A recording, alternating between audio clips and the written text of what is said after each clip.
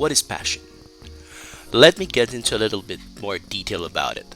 Passion is all about emotions, the motivation and what makes us feel good. Do what you love. Pre-COVID, I make it a point to go out of town at least every other weekend to go to my favorite surfing spot, La Union. There's something in the waves that are not only therapeutic but spiritual as well. When I'm at the beach, I always feel that huge black line separating a demanding work week from a weekend break to reward myself. Surfing is not only a sport, but for me, it's a way to heal physically and mentally.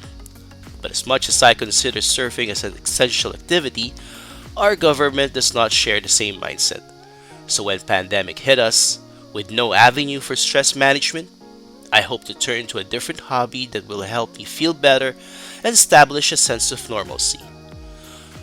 Nothing seemed to work, and the endless quarantine and stay-at-home orders are not helping either. We are human, and we're hardwired for connection. I'm just getting more restless and feeling more isolated every day.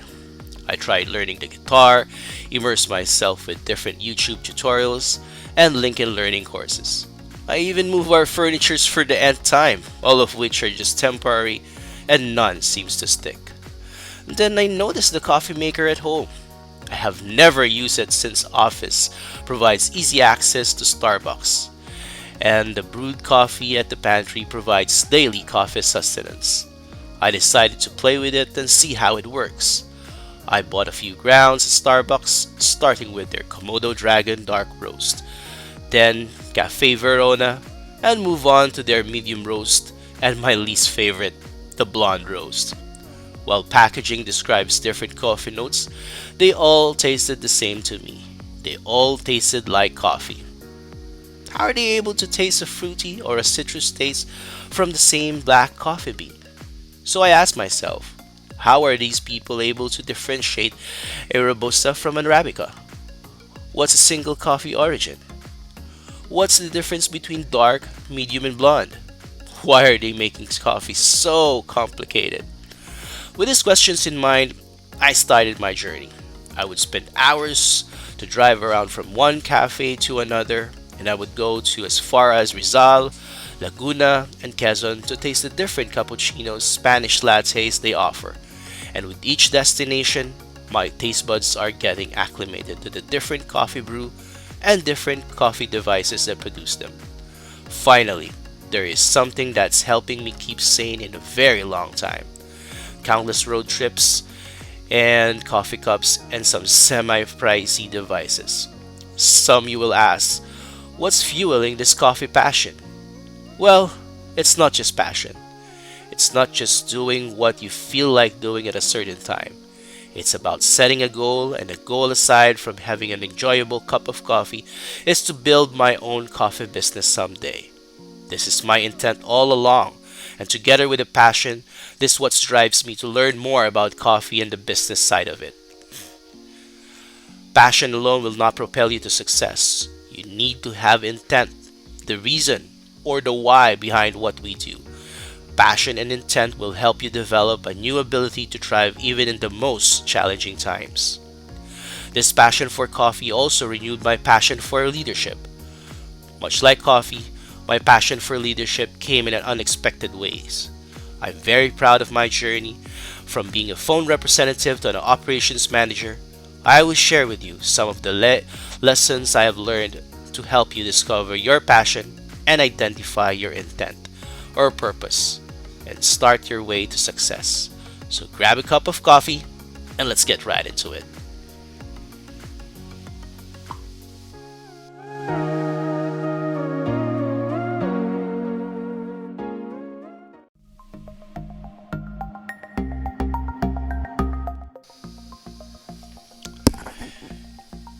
Your regular coffee maker.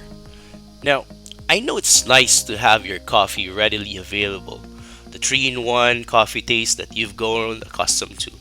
You feel like you figured it out, how you like your coffee to taste by choosing your favorite Nescafe or Kopiko.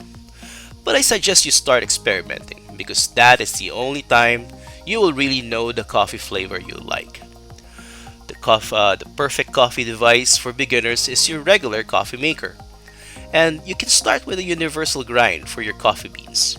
If you're acidic, you can choose to start with a dark roast, as they're less acidic, of course.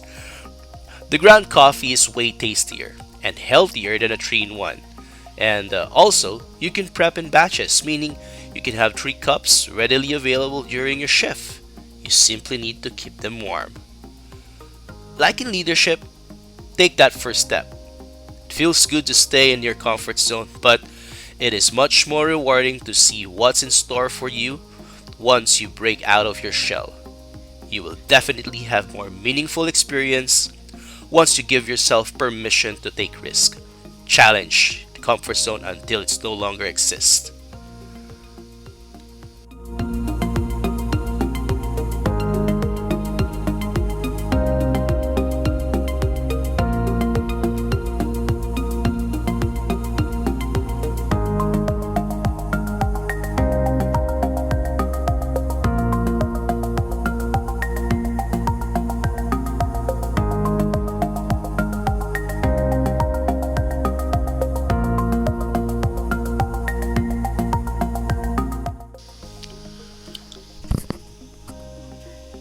French press. When I started using the French press, it was a total chaos. I followed all the steps in YouTube, all the measurements, everything, but the taste doesn't seem right to me. That's when I started experimenting with it. I varied the amount of time the coffee grounds are steep. I played with the types of coffee grounds I use. I customized the water to coffee ratio, and after a lot of trial and error, I was finally able to make a cup of coffee according to my own taste. This was the first time I really appreciated coffee more. The entire process is relaxing while you wait for that 4-minute mark. You get to reflect on your day and what lies ahead. And when it's done, the wait was well worth it. With the taste and smell of coffee that will always kickstart your day. When you start your journey to becoming a leader, there will be a lot of trial and errors. You will at some point fake it. But when I say fake it, you will experiment on what leadership style will work for you until you become it. Until you become the leader you envision yourself to be. And your priority transforms to all about taking care of others, taking care of your team, taking care of the business. You may feel afraid of the next step and you question yourself if you're cut out to lead. It's okay to have those thoughts. Stay afraid, but do it anyway. What's important is the action. You don't have to wait to be confident. Just do it and eventually the confidence will follow.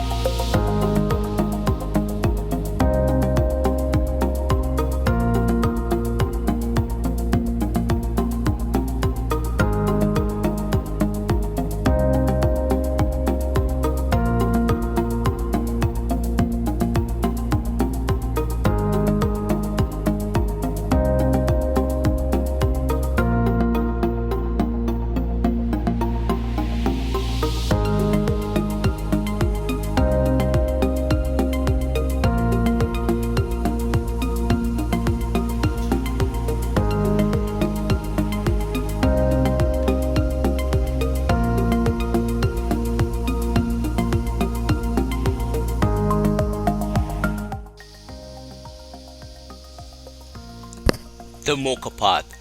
After the French press, I then became interested with the next coffee device called the Mocha pot, primarily because it's an inexpensive alternative to an espresso machine.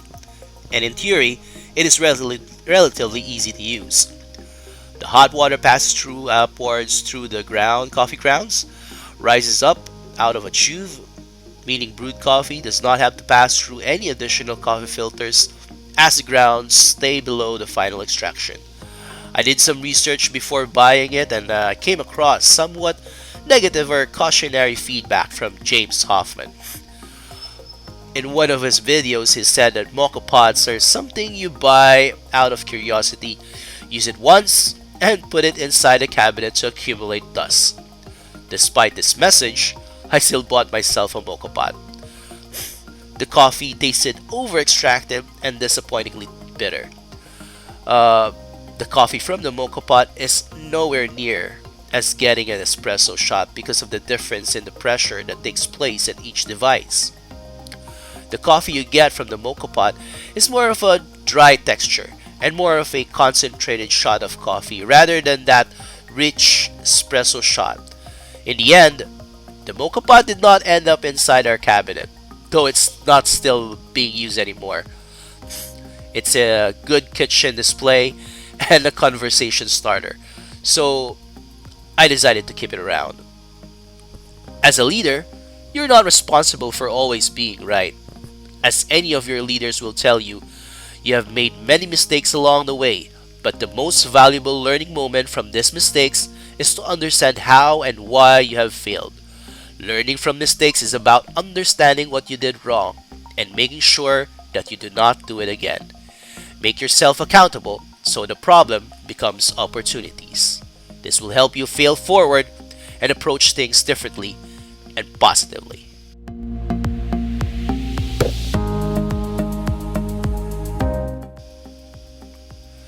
So, after buying my mocha pot, I've set my sight on buying the espresso machine. But they're insanely expensive. A unit can cost as much as a few $1,000 pesos easily. But I still dream of buying even if the idea seems so far-fetched. Having my own espresso machine will open up an entirely new, different, and exciting coffee experience for me. Here's the secret to really understand coffee. The more cups you drink, the better you'll understand the flavor profiles you are tasting, and this will lead you to discover what you really like. Having an espresso machine at home will allow me to try coffees from different roasters and origins. And I'll be free to make this coffee however I please. I've managed to save enough to buy a basic espresso machine, but I had to make adjustments due to some, health emergencies this year. And I can say it's the best buy for me this year. I get to do my cafe mocha in 3 ways, whichever ingredient is available. But I'm not giving up on that dream just yet. In time, I will have my dream espresso machine. I will have my La Marzocco. You'll be mine someday. Now, to say that the road to leadership is long and difficult is an understatement. When things don't go your way, and in most cases, you will get disappointed and discouraged. But you should not simply give up on your dreams. Martin Luther King did not say, "I have a goal."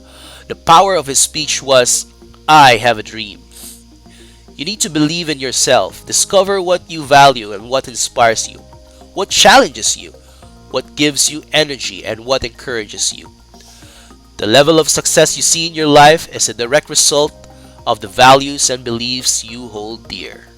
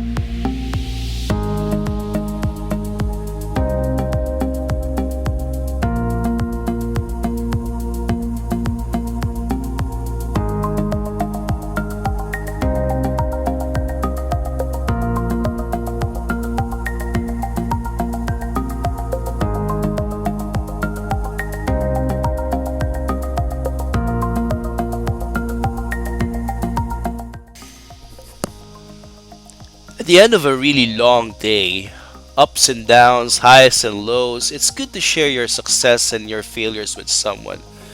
Even I know for a fact that the coffee from Espresso machine will taste rich and delicious. Nothing will compare to a cup of coffee prepared by my wife, filled with, as cliche as it may sound, filled with love. So please take a moment out of your busy day to thank each person in your life that has supported you and has made a huge difference. Thank them for being your rainbow after a storm. Thank them for making life easier for you, and thank them for being on your side and being a positive influence. Be grateful that they are part of your life's journey, and I encourage you to follow a gratitude trail of your own. Also, take time to thank your mentors in the office. It doesn't have to be a big gesture, just a simple thank you note will do. Your mentor will shorten your learning curve by giving you constructive criticism. Whether you feel insulted or challenged entirely depends to you. But always keep in mind that mentors do more than feedback. They will help you focus on your goal and help you gain confidence and improve your skill set, helping you and your career to soar new heights.